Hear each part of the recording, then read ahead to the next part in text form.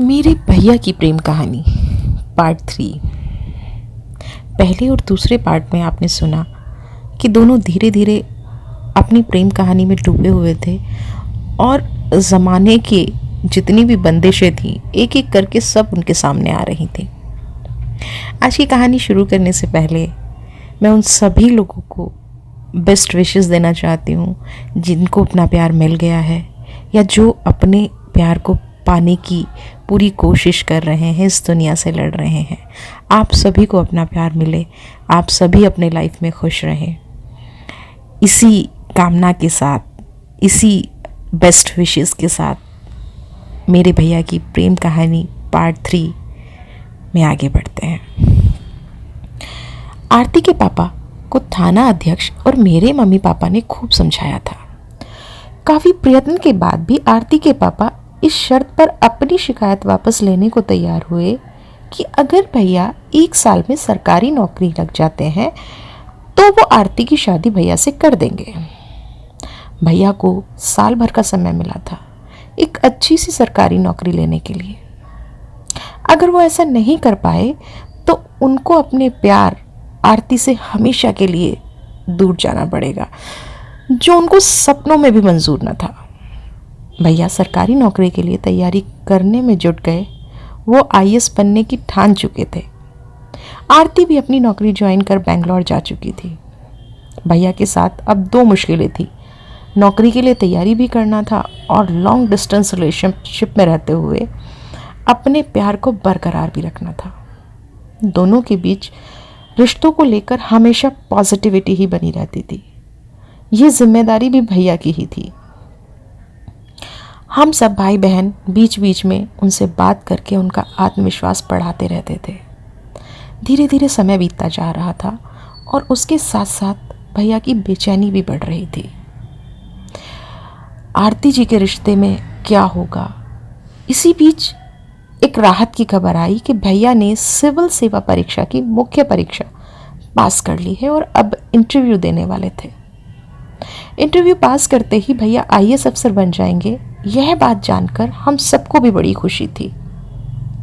लेकिन कहते हैं ना, जब जो चीज़ नहीं होनी होती तो बिल्कुल भी नहीं होती है। हमारे जल्दी चाहने से चीज़ें जल्दी नहीं होती। भैया इंटरव्यू परीक्षा पास नहीं कर पाए थे। उनका अंतिम रूप से सिलेक्शन नहीं हो पाया था। आरती जी भी भैया के चयन को लेकर काफ़ी आश्वस्त थीं, पर उनके चयन ना होने पर उनको भी बड़ी निराशा हुई।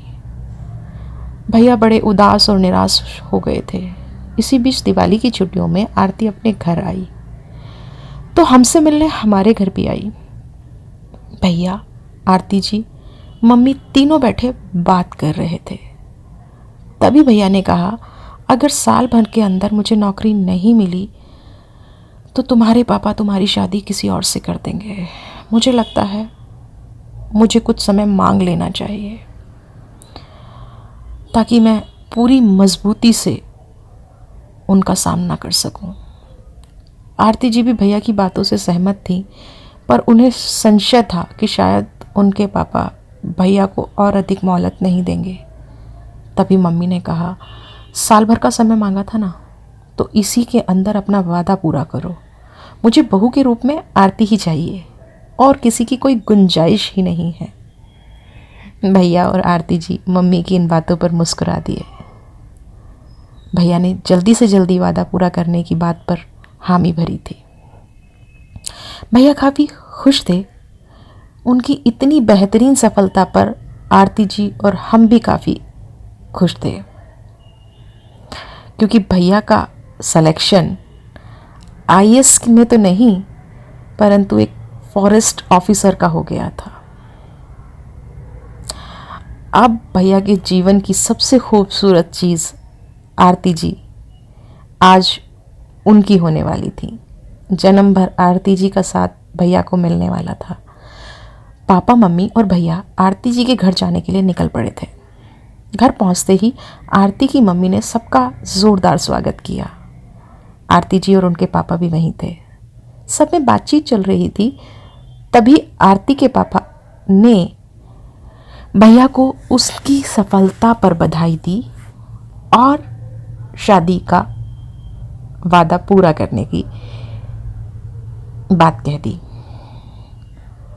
अब पापा इस खूबसूरत जोड़ी को पति पत्नी के रिश्ते में बांधने का सही वक्त आ ही गया है। काफ़ी कुछ सोचने के बाद आरती के पापा ने दोनों की शादी की डेट भी डिसाइड कर दी। आरती जी और भैया बहुत खुश थे।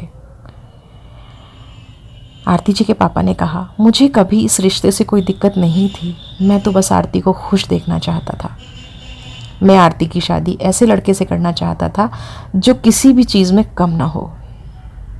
सच ही कहा गया है, ये इश्क नहीं आसान, इतना तो समझ लीजिए, एक आग का दरिया है और डूब के जाना है। हर बाधा को पार करते हुए भैया ने आखिर अपने प्यार को पा ही लिया था। भैया और आरती जी की शादी बड़े ही धूमधाम से हुई। लेकिन क्या भैया आरती भाभी के साथ सुहागरात मना पाए या किसी अनहोनी ने उनको जुदा कर दिया? यह जानने के लिए इंतज़ार कीजिए मेरे भैया की प्रेम कहानी के अगले अंक का। तब तक के लिए नमस्कार, शुभ रात्रि, स्वीट ड्रीम।